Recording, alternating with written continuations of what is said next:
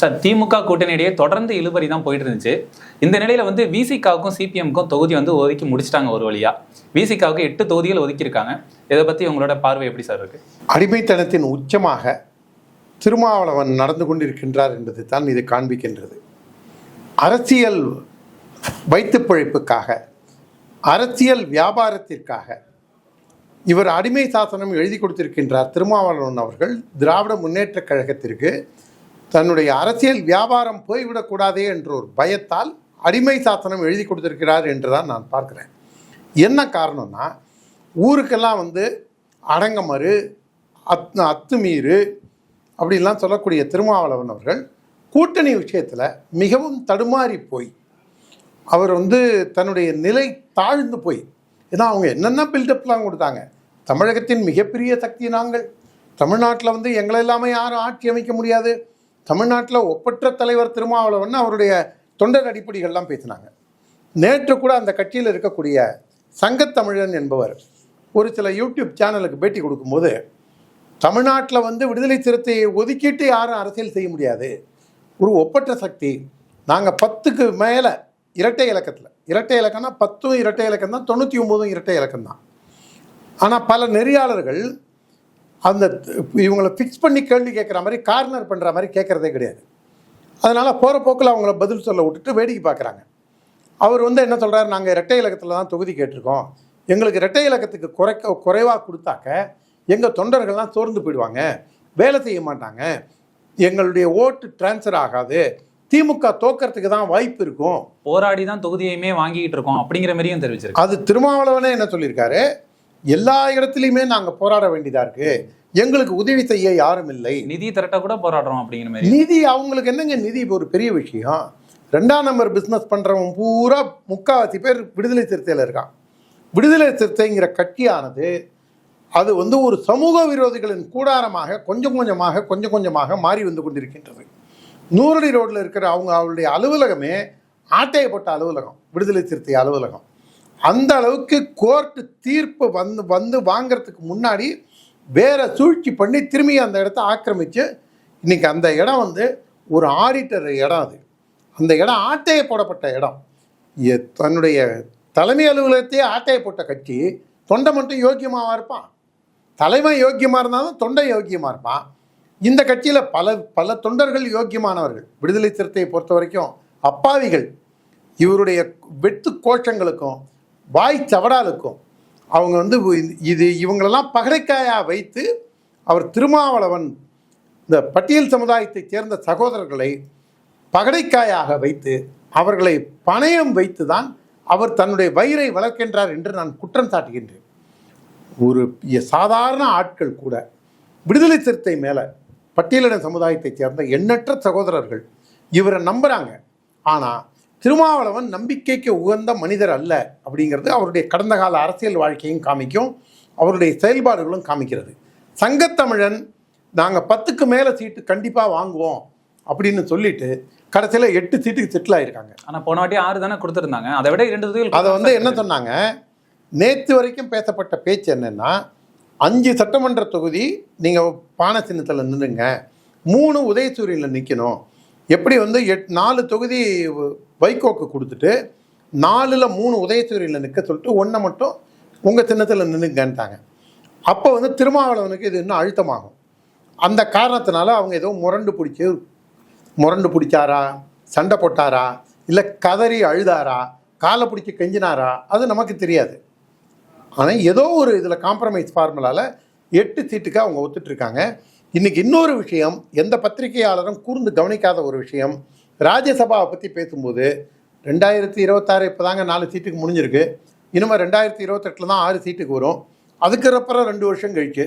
அதாவது அதில் அவர் எந்த விதமான ஒரு தெளிவான நாங்கள் இந்த டிமாண்டை வச்சோம், அவங்க இதுக்கு ஒத்துக்கிட்டு இருக்காங்க. ஏன்னா திருமாவளவன் இன்றைக்கி திமுக கொஞ்சம் வீக்காக இருக்கும்போதே, கூட்டணி பேச்சுவார்த்தையில் வீக்காக இருக்கும்போதே, நீங்கள் ஒரு சாதாரணமான ஒரு மனிதனுக்கான ஒரு விஷயம், நீங்கள் உங்கள் எதிராளியை வீழ்த்தணும்னா அவன் வீக்காக இருக்கும்போது அடித்தாருன்னு வேகமாக விழுவான். ஆனால் திருமாவளவன் வீக்காக இருக்கிற திமுகவே, இன்றைக்கி காங்கிரஸ் போயிடுங்கிற ஒரு பேச்சு இருந்தது, அதுக்கப்புறம் 2 கம்யூனிஸ்டுகளும் முரண்டு பிடிச்சிட்டு இருந்தாங்க. தாவாக்கா கூட வெளியேறி இருக்கு. தாவாக்கா வெளியேறி போயிட்டாரு. இந்த மாதிரி பல பிரச்சனைகள் இருக்கும்போது கூட தன்னுடைய பேரத்தை, தன்னுடைய கையை ஓங்கி பேசக்கூடிய இடத்தில் இல்லாமல் திருமாவளவன் அவங்கள்ட்ட போய் ஒரு கெஞ்சற நிலைமையில் இருக்கிறது ஒரு பரிதாபத்திற்குரிய மனிதாகத்தான் நான் திருமாவளவனை பார்க்கின்றேன். திருமாவளவன் செய்த துரோகங்கள், திருமாவளவன் செய்த பாவங்கள், பட்டியலின இளைஞர்களை தவறான வழி நடத்தி சமுதாயத்திற்கு முன்னுதாரணமாக இருக்க வேண்டிய பல்வேறு இளைஞர்களை தவறான வழிக்கு அழைத்து சென்ற திருமாவளவன் செய்த பாவங்களுக்கு கர்ம வினையாகத்தான் என்று பார்க்கின்றேன். திருமாவளவன் ஜெயித்த அதே சிதம்பரம் பாராளுமன்ற தொகுதிக்குள் தான் எங்கள் ஓமாமலூர் கிராமமும் வருது. கடைக்கோடி கிராமம் எங்களுக்கு அடுத்த ஊர் மயிலாடுதுறை பாராளுமன்றம். எங்கள் பகுதியைச் சேர்ந்தவர் தான் பெரியவர் ஐயா இளையபெருமாள் அவர்கள். ஐயா இளையபெருமாள் அவர்கள் இருந்தவரை எங்கள் பகுதியிலே கள்ளச்சாராயம் இருந்ததில்லை, அங்கே ஜாதிய பிரச்சனைகள் இருந்ததில்லை. என்னைக்கு திருமாவளவன் அந்த இதில் அரசியல் ரீதியாக வலுப்பெற ஆரம்பித்தாரோ அந்த தமிழகம் முழுவதும் பிரச்சனைகளை ஏற்படுத்தக்கூடிய ஒரு நபராகத்தான், ஒரு இயக்கமாகத்தான் விடுதலை சிறுத்தைகள் திகழ்கின்றது. இதை வீக்காக இருக்கக்கூடிய திமுகவே அடிக்க முடியாத அளவுக்கு இருக்கக்கூடிய திருமாவளவன், ஆனால் வாய் மட்டும் நீளுது பாருங்க அவருக்கு. அதுதான் 2020 கூட மாநிலங்களவை ஒரு சீட்டு கேட்டிருக்கோம் அப்படிங்கிற மாதிரி எல்லாம் தெரிவிச்சிருந்தாரு. அது தெளிவான பதில் இல்லை அவர்கிட்ட. அவர் போகிற போக்கில் சொல்கிறாரு 26 வரும், 28 வரும், 30 வரும், 32 தான் வரும், பேசிட்டே போகலாம்.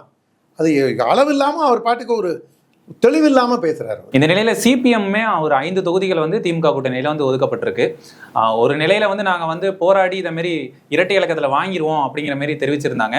ஆனால் அவங்க இறங்கி எங்களுக்கு 6 கொடுங்க அப்படிங்கிற ஒரு நிலைக்கு தள்ளப்படும் போது 5 தான் திமுக கொடுத்துருக்காங்க. இதோட நிலைப்பாடு என்ன சார் சொல்லுங்க? அதாவதுங்க, ஒரு விதத்தில் நான் முன்னுக்கு பின் முரணாக பேசுகிறத நினைக்காதீங்க. விடுதலை சிறுத்தையை பற்றி கேட்டபோது ஒரு நிலைப்பாடை இப்போ மாற்றி பேசுகிறேன்னு நினைக்காதீங்க. கூட்டணி கட்சிகளை எப்படி கையாள வேண்டும்ங்கிறதுல திமுக ரொம்ப தெளிவாக இருக்குது. அந்த நிலைப்பாடை தான் எல்லா அரசியல் கட்சியும் கை கொள்ளணும். நான் நல்லா இருக்கணும். திமுகவோட நிலைப்பாடு நீங்கள் சாதாரணமாக பார்த்தீங்கன்னா, நீங்கள் திமுகவை இன்றைக்கி ஆதரிச்சிங்கன்னா உங்களை கொண்டாடுவாங்க. நாளைக்கு அவங்களுக்கு லேசாக இல்லைங்க இதை நீங்கள் இப்படி பண்ணது கொஞ்சம் தப்புங்க, கொஞ்சம் மறுபரிசீலனை பண்ணுங்கன்னு சொல்லிட்டீங்கன்னா உங்கள் பரம்பரையே ஏசுவாங்க. திமுக நீ எனக்கு இருந்தால் ஆதரித்தா நீ என்னை மட்டும்தான் ஆதரிக்கணும் அப்படிங்கிற மாதிரி ஒரு தீவிரமான நிலைப்பாடு கொண்ட கட்சி திராவிட முன்னேற்ற கழகம். அவங்க எப்படி இந்த சிபிஐ சிபிஎம்க்கு சீட்டு குறைச்சதுக்கு பின்னாடி நாங்கள் 10 சீட்டு கேட்போம், இரட்டை இலக்கத்தில் கேட்போம் அப்படின்லாம் சொன்னது, இப்போ சீட்டுக்கு பதிலாக நோட்டுக்கு காம்ப்ரமைஸ் ஆகிருப்பாங்கன்னு நினைக்கிறேன். ஏன்னா போன சட்டமன்ற தேர்தல் டயத்தில் தான் 25 கோடியை திமுக தேர்ந்து வாங்கினதை 2 கட்சிகளும் பட்டவர்த்தனமாக பொதுமக்கள் மத்தியில் சொல்லி அவமானப்பட்டாங்க. அது எல்லாரும் அதை பார்த்து எள்ளி நகையாடிய அளவில் தான் இந்த கம்யூனிஸ்ட் கட்சிகள் ஒரு காலத்தில் நாங்கள் பூர்ஷ்வாக்களை எதிர்ப்போம், உழைப்பாளர் வர்க்கத்தை பாதுகாக்கின்றோம் அப்படின்லாம் சொல்லி பேசக்கூடிய சுரண்டலை எதிர்ப்போம், ஆதிக்க சக்திகளை எதிர்ப்போம் அப்படின்னு சொல்லிட்டு இன்றைக்கி ஆதிக்க சக்தியாக இருக்கக்கூடிய திமுகவோட காலில் நெடுஞ்சான்கடையாக 2 கம்யூனிஸ்ட் கட்சிகளும் விழுந்து கிடக்கின்றது.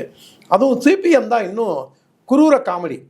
அந்த செயலாளர், மாநில செயலாளர் அண்ணன் சண்முகம் அவர் என்னென்னலாம் பேசினார். நான் கூட அவர் திருமாவளவன் மாதிரி அவரும் கூட்டணி விட்டு பிடுவாரோ என்னமோலாம் அப்படிலாம் நான் நினச்சிட்டு இருந்தேன். ஆனால் சண்முகம், திருமாவளவன் இவங்கெல்லாம் கொஞ்சம் கூட வெக்கமே இல்லாமல் அரசியல் செய்கிறாங்க. அவர் சண்முகம் நீங்கள் அவர் கடந்த ஒரு வருஷத்தில் திமுகவை பற்றி அவர் பேசினதை எடுத்து பேசினாலே ஒரு எதிர்கட்சி செய்ய வேண்டிய வேலையை கூட்டணி கட்சியாக இருந்து கொண்டு செய்தார். ஆனால் அதுக்கப்புறம் திமுகவும் எப்படி அவர் கொஞ்சம் கூட வெக்கமே இல்லாமல் ஒரு கூச்சநாச்சியமாக இவங்களுக்கு இருக்காதான்னு தெரியாது. அரசியல் ரீதியாக என்னென்னலாம் வைகோ பேசினார், இந்த சண்முகம் பேசினார். ஆனால் அதுக்கு நேர் எதிர்மாறாக இன்றைக்கி இவங்கெல்லாம் கூடி குலாவறாங்க. ஆனால் இவங்களுக்கு 5 சீட்டை குறைச்சதுக்கு பதிலாக அவங்க சீட்டுக்கு பதிலாக நோட்டுக்கு போய் செட்டில் ஆவாங்கங்கிறதா என்னுடைய பார்வை. ரெண்டாவது, இந்த 2 கம்யூனிஸ்ட் கட்சிக்கு 4% கூட ஓட்டு இல்லை. ஆனால் இவங்களுக்கு பாருங்கள் வாய் வாக்காங்கரைக்கு நீளுதும்பாங்க. அந்த மாதிரி வெத்து வேட்டு கும்பல் இந்த 2 கம்யூனிஸ்டுகளும். திருக்கோவிலூர் சுந்தரம்னு பாரதிய ஜனதா கட்சியில் ஒரு மிகப்பெரிய சோஷலிஸ்ட்லேருந்து ஜனசங்கத்துக்கு வந்தவர். அவர் 50-60 ஆண்டுகளுக்கு முன்பாக ஜனசங்கத்தில் சேர்ந்தவர். அவர் தான் அந்த வார்த்தையை காயின் பண்ணது. தகரம் கண்டுபிடிச்ச அன்றைக்கே உண்டியில் கண்டுபிடிச்சது அப்படின்னு சொல்லி ஜெயலலிதா அம்மா கூட சட்டசபையில் பேசியிருக்காங்க. இந்த வார்த்தையை முதல்ல தமிழக அரசியலில் காயின் பண்ணதே பெரியவர் திருக்கோவிலூர் சுந்தரம். அன்னைக்கு தகர டப்பால் எடுத்தாங்க, இன்னைக்கு ஜிபேல அஃபிஷியல் டிரான்ஸ்ஃபரில் இன்னைக்கு திமுகட்ட ஒரு பிச்சை எடுக்கும் கட்சியாக. ஒரு வருத்தமான விஷயம், தமிழக அரசியலில் சட்டமன்றத்தில் 1952 எதிர்க்கட்சியாக இருந்தது. மூதறிஞர் ராஜாஜி அவர்கள் கம்யூனிஸ்ட் கட்சிகள் ஆட்சியை பிடித்து விடக்கூடாதுங்கிற காரணத்துக்காக தான் அவர் வந்து மாணிக்கவேல் நாயக்கரையும் எஸ் ராமசாமி பிரயாச்சி அவர்களையும் காங்கிரஸில் இணைத்து அவர் முதல்வர் ஆகினார். அவ்வளவு வலுவாக இருந்த கம்யூனிஸ்ட் கட்சி கழுத தெரிஞ்சு கட்டெருமான கதையா இன்னைக்கு கடைசியில் திமுகவில் அண்ணா அறிவாலயத்தில் ராப்பிச்சக்காரங்க மாதிரி போய் குந்திட்டு இருக்காங்க. நான் சொல்கிறது கடுமையான வார்த்தை அப்படின்னு சொன்னாங்கன்னா, அவங்க அண்ணன் ஹெச் ராஜாவை என்ன வார்த்தையில் பேசினாங்க, அண்ணாமலை என்ன வார்த்தையில் பேசினாங்க, பிரதமர் மோடியும் பாஜகவையும் ஆர்எஸ்எஸையும் எப்படிலாம் இழி சொல்ல பேசினாங்க. அவங்களுக்கு நான் சொல்கிற வார்த்தை இது, திருமாவளவனுக்கோ கம்யூனிஸ்டுகளுக்கோ அவங்க பேசுனதில் நான் 2% கூட நான் பேசல. இந்த நிலையில் திமுக கூட்டணி ஒரு பக்கம் இழுபறியா போயிட்டு இருந்தாலும் அவங்களோட கூட்டணி கட்சிகளுக்கான தொகுதி பங்கீடு கிட்டத்தட்ட முடிஞ்சிருச்சு, சால்வ் ஆயிடுச்சு. ஆனா இன்னொரு பக்கம் பார்த்தோம்னா அதிமுக அவங்களோட முக்கிய கட்சிகளான பாமக, பாஜக, அமமுக அவங்களுக்கு தான் தொகுதி பங்கீட முடிச்சிருக்காங்க. இன்னும் மற்ற கட்சிகளுக்கு அறிவிக்கலையே சார். இன்னைக்கு தமிழ் மாநில காங்கிரஸுக்கு இன்னைக்கு முடிஞ்சிடும்னு நினைக்கிறேன்.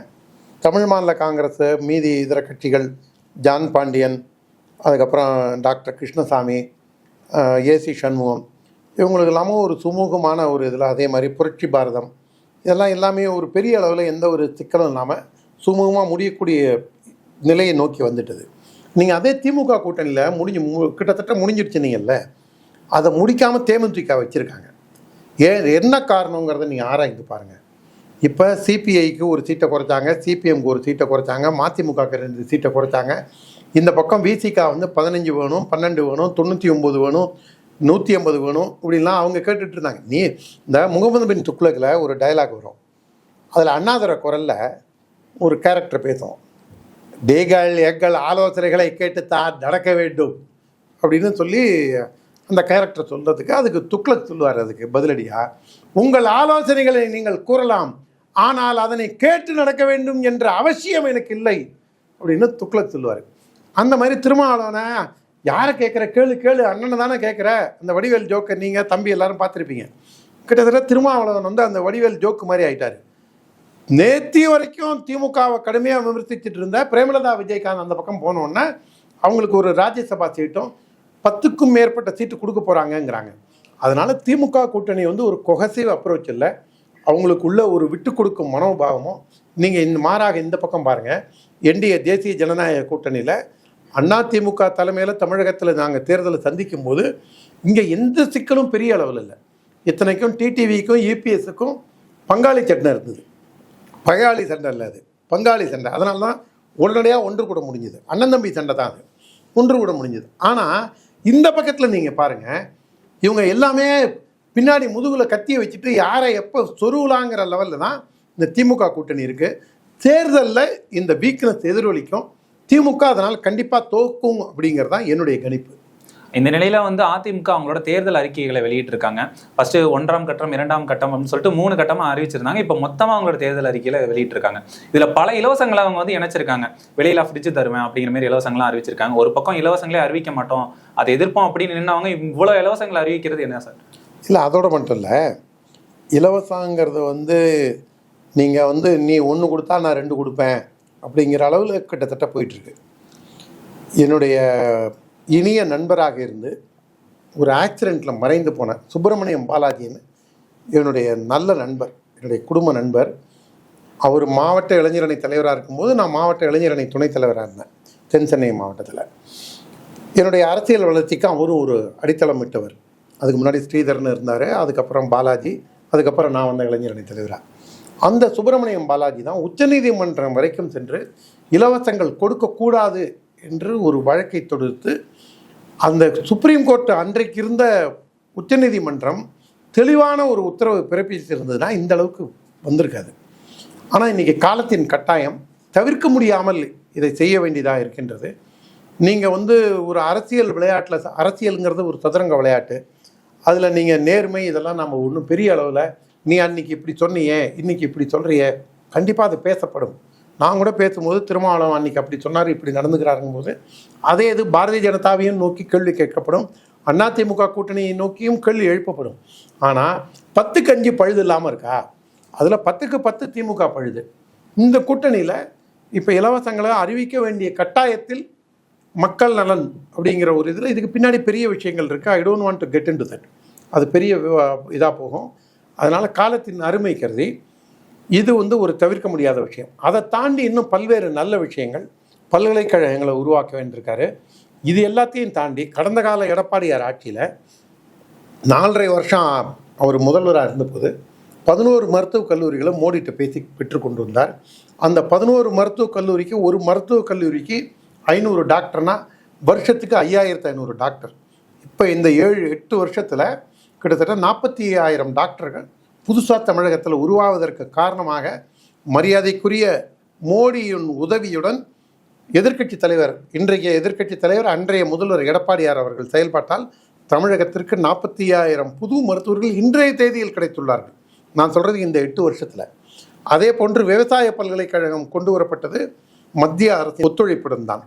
தீராத பிரச்சனையாக இருந்த எங்கள் பகுதிக்கு காவிரி பாயும் பகுதி, தீராத பிரச்சனையாக இருந்த காவிரி நதிநீர் ஆணையம் அமைக்கப்பட்டு உங்களுக்கு வாட்டர் போர்டு அமைச்சு 2018 அதற்கு எடப்பாடியார் வலியுறுத்தி மோடியும் அதற்கு இசைவு தெரிவித்து தமிழகத்தின் நீராதாரத்தையும் விவசாயத்தையும் காப்பாற்றிய பெருமை மோடிக்கும் எடப்பாடியாரையும் சாரும். அதே போன்று எய்ம்ஸ் மருத்துவக் கல்லூரி மதுரையில் போன வாரம் 15 நாள் மணி தான் பிரதமர் மோடி அவர்கள் தொடங்கி வைத்தார்.